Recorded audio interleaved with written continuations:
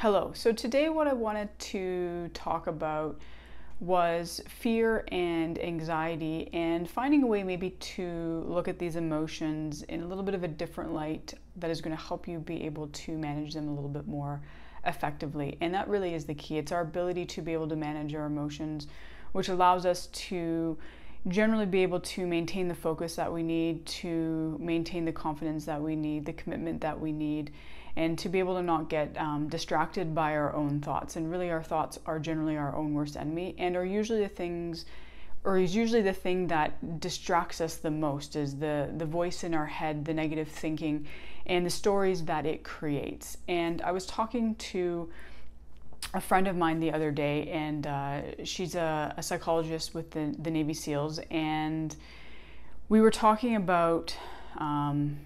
fear, and she had come across this great kind of acronym used for it, and what it can be understood as what fear really is, which is, if you put out fear and say it's basically false evidence or expectations appear real. And it's a great way to look at those emotions when they do come up within us, to say that we generally have that fear, which can cause anxiety or any number of other emotions as well,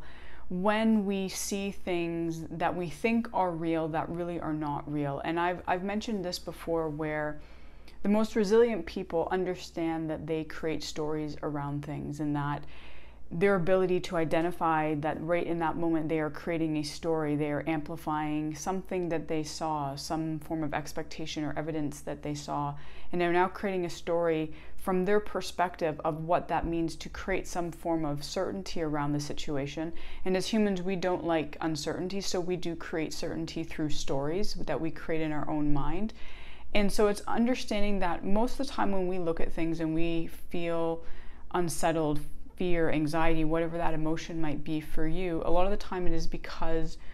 we see something and we think it is real when really it is not. We don't have all the information, and very rarely, if we do have all the information, does the way that you're thinking about the situation really going to help you.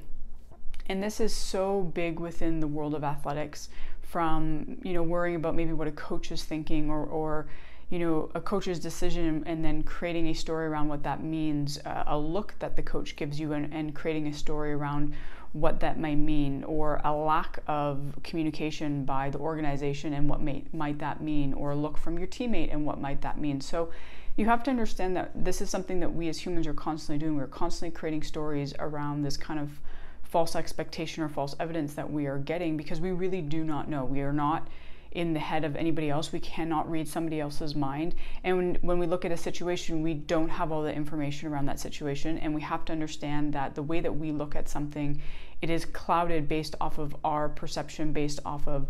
our experiences throughout our life, and how it has made us view the world. And one of the biggest things that you can do for yourself is to begin to understand that, so that you can learn to not get distracted by that noise, by those stories that you create, and by this kind of false reality that you are creating in your mind based off of something that you think is correct or accurate, when really it isn't. So that's all I really wanted to say about that, is just finding a way to understand that when we feel that unsettled emotion, whatever it is for us, a lot of the time it is false expectation